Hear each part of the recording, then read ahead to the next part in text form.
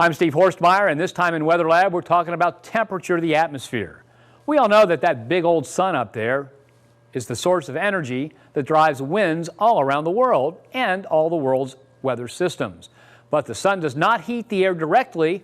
The sun's electromagnetic radiation travels 93 million miles from the sun, passes right through the atmosphere, and heats the ground. This is the transfer of energy by radiation or radiant heating. The ground then heats the air touching it by conduction, the slow molecule-to-molecule transfer of heat. The more energy a molecule has, the faster it vibrates, and the faster it transfers its energy to cooler molecules that do not vibrate as fast. So on a sunny summer day, it gets warm close to the ground first, and the higher you go, the farther you are from the source of heat, and the cooler it gets. The energy comes from the sun, but the ground heats the air using the sun's energy.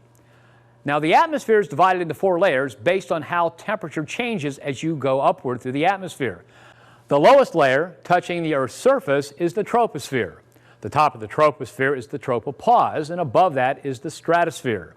The top of the stratosphere is called the stratopause, and the next layer up is the mesosphere. Above the mesosphere is the thermosphere, where the air is so thin you need a spacesuit to survive. We determine these layers by how the temperature changes as you go up. Starting at the ground, the temperature cools as you go upward through the troposphere. When you reach the tropopause, the temperatures steady out for a while and then begin to warm again. At the stratopause, as we continue to rise, the cooling begins again as we go into the mesosphere. And then when we reach the thermosphere, the temperature once again increases rapidly, but again, the air is so thin, there's very little heat up there. But wait, I said the farther you go from the surface of the Earth, the cooler it gets. So just what is going on in the stratosphere? Well, there's an exception to the rule up there. In the stratosphere, the sun does directly heat the air when the ozone layer absorbs the sun's ultraviolet light.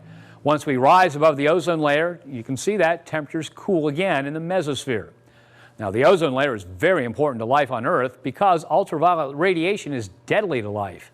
By absorbing ultraviolet radiation, the surface is shielded from the strongest and deadliest of the rays.